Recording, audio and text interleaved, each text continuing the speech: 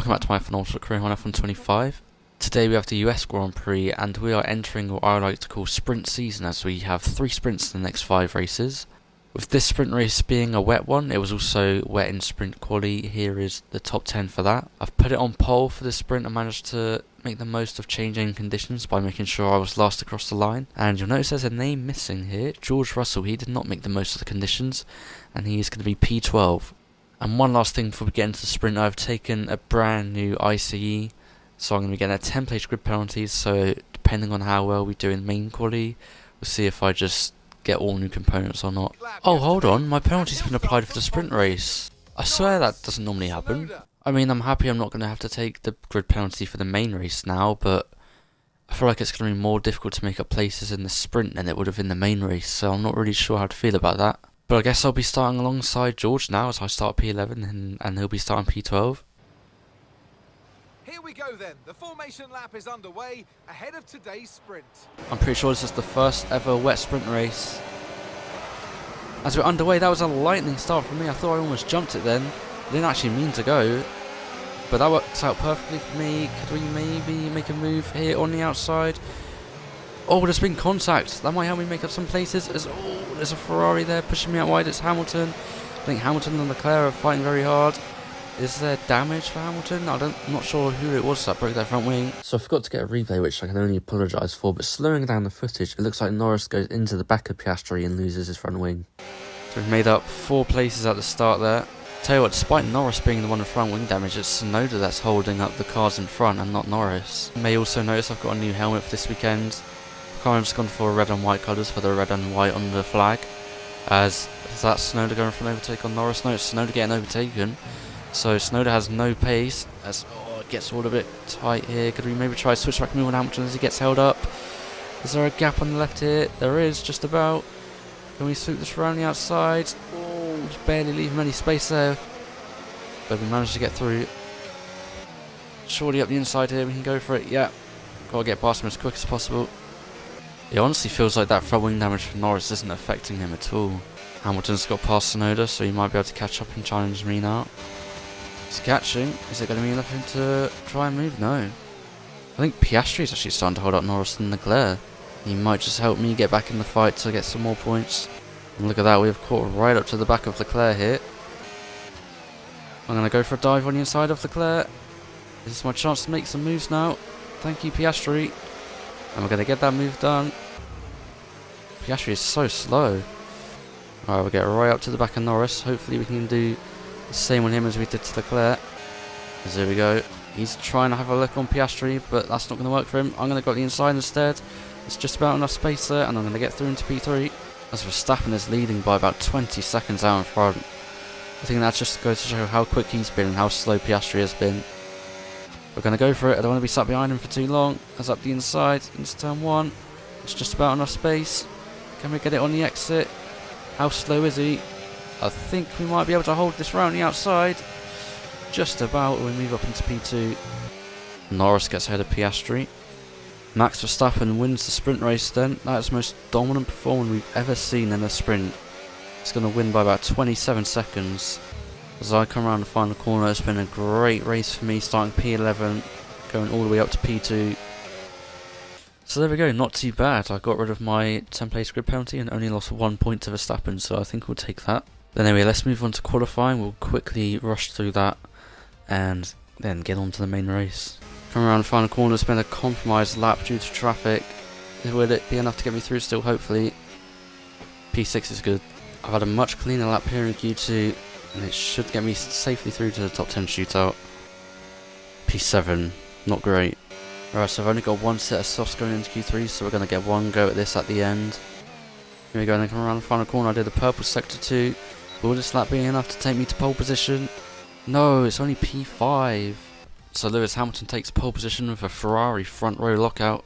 George beat me by 5 thousandths of a second. It would be so much better if I could be P4 behind Verstappen, but P5 still isn't too bad. We should hopefully be able to challenge him into turn 1. Oh wait, what? Leclerc and Russell? That means I'm P3, surely. Let's go, Verstappen has a penalty. He's down in P11. I think the game has got very confused. I think I should have been taking my penalty this race. That's how it always has been. But for some reason it gave me the penalty in the sprint. I will take it. It's worked out perfectly for me. As for the strategy today, we're going to be doing a one-stop, meaning a tire. It feels like it's actually been so long since we've done this strategy. It's either been a two-stop or we've had rain. So I think I'm happy to have a race where it's going to be a bit simpler. Here we go then. The formation lap is underway and the track temperature looks warm. That may or may not play into some of the team's hands in today's race. Hamilton's the only driver on hard tyres. Would he be able to make that work for himself? As it's lights out and away we go. Leclerc's had a bad start. We're going to be able to get past him, are we, into turn 1? We've got to watch out for George, so we might be going 3 wide here into turn 1. So we don't want to make any contact here, as it is getting very tight. Is there going to be any room for me on the exit? Yes, there is. And I'm going to take the lead. Mega start there. That's the start I needed. Can George get ahead of Leclerc now? That'd be great. Doesn't look like he will. Let's see if I can now build on this and just run away with a win. A win here today would be huge for the championship. Is that George getting past Leclerc now? They're going to be battling side by side. Hopefully they'll lose each other time, and hopefully George can come out on top in that battle. And he has. George is up to P2. So there we go. At the end of the first lap, I lead by over a second. I'm extending the gap on George. But he is gapping Leclerc a little bit. I think he's broken the DRS from Leclerc. Is Leclerc going slow, holding people up? If anything, maybe George might be catching me a little bit. I mean, I don't mind pulling him along to help secure a 1-2. I just hope he doesn't start trying to take the win off me. I think Leclerc is definitely struggling here. He's very slow. Norris is probably about to get past him. And he does. They lost a lot of time battling there though. I mean, considering the championship, you'd think Mercedes would be telling George not to fight me, but you already know he will. If he goes for an overtake, I might just have to let him pass because I don't want to afford to lose time while battling him. As there he goes on the inside. Or just let him have it. Can't afford to lose time going side by side.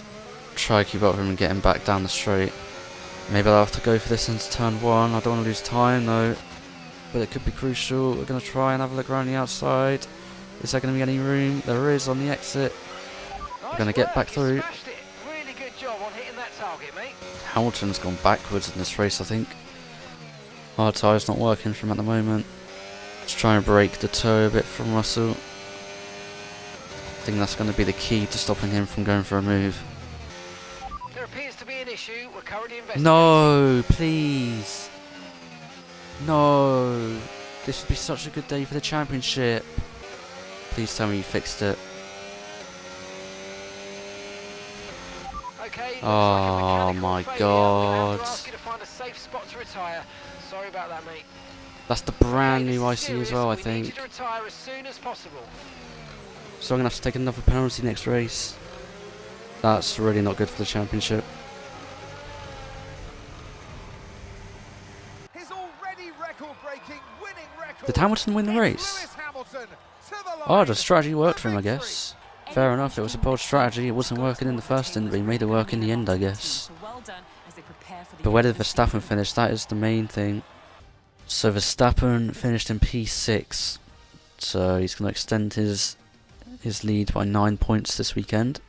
Russell once again just missing out on the win. If Lewis hadn't gone for a different strategy, he probably would have got it. But at least he's up there in P2, keeping our chances for the constructors up. So that means in the standings we now drop 11 points behind Verstappen. We could have taken the lead of the championship once again, but we miss out once again. And it would have been a big lead as well if he was finishing all the way down there and I won the race. We need to pray Verstappen has a mechanical fault in the last 5 races. And that result may have also helped Hamilton out as well, especially if Verstappen does have a mechanical fault later on. That could help bring Lewis right into the fight. He's just 38 points behind, so you never know. As for the constructors, it's a very bad weekend. We lose the lead in the constructors. Ferrari have taken it by 2 points. But like I said, at least George was up there in P2. That could have been a lot worse. We definitely need George to be on his A game now if we want to take that lead back from Ferrari. Okay, so just before we end the video, it wasn't the ICE. It definitely, when it came up, it did show that ICE is red. But it's the MGUH. Now that's still not much better because we are still going to have to replace it. So that's going to be a 10-place grid penalty for Mexico. It would have been ideal if I could have waited till Brazil to do the sprint strategy again, where I'd take the penalty in the sprint, but that's just not going to be possible. None of these three components will survive a whole weekend, so it's gonna make things even tougher having a grid penalty for next race, but we'll try and make it work.